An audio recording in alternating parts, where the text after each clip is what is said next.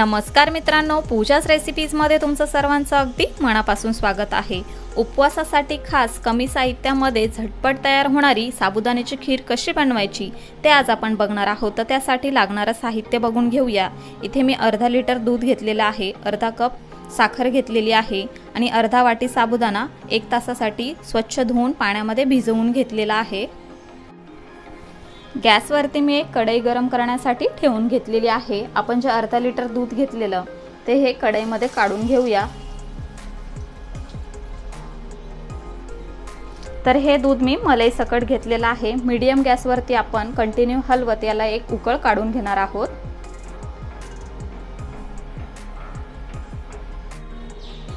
दुधाला छान उकळ आलेला आहे। आपण जो साबुदाणा भिजवून घेतलेला आहे तो यामध्ये आपण टाकून घेणार आहोत। आपण मीडियम गॅसवरती साबुदाणा छान शिजवून घेणार आहोत।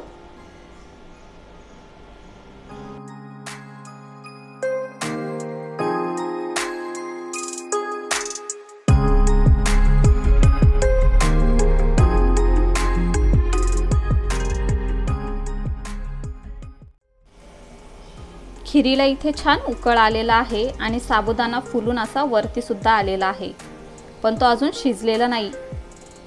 तुम्ही बघू शकता एकदम व्हाईटच दिसतोय। तो जोपर्यंत असा ट्रान्सपरंट होत नाही तोपर्यंत आपण हा उकळवून घेणार आहोत।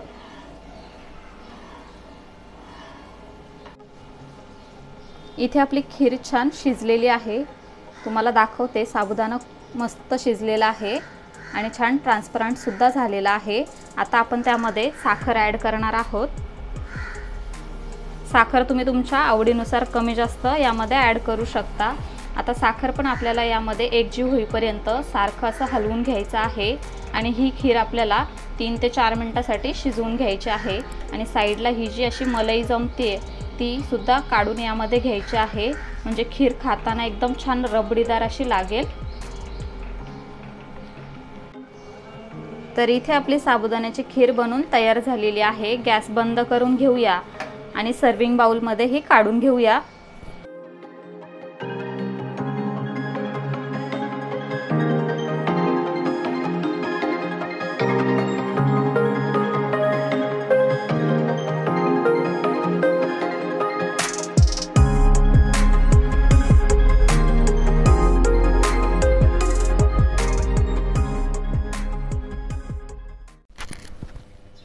वर्षभर आपले उपवास हे चालूच असतात। कधी चतुर्थी, कधी एकादशी, तर कधी श्रावण महिना। उपवास करण्याचा उत्साह असला तरी तो दिवसभर टिकून राहत नाही, कारण दिवसभर उपवास करून शरीरात ऊर्जाच राहत नाही। उपवासाच्या दिवशी दिवसभर उत्साह टिकून राहण्यासाठी साबुदाण्याची खीर खावी। अगदी 15-20 मिनिटात ही खीर तयार तर होतेच व खाल्ल्यावर तरतरी देखील आणते। तर ही साबुदाणा खीर तुम्ही देखील उपवासाला करा व ती कशी झाली आहे ते आम्हाला कमेंट करून सांगा। व्हिडिओ आवडला असेल तर व्हिडिओला लाईक करा, शेअर करा आणि अशाच नवनवीन रेसिपीज बघण्यासाठी आपल्या चॅनलला सबस्क्राईब करा।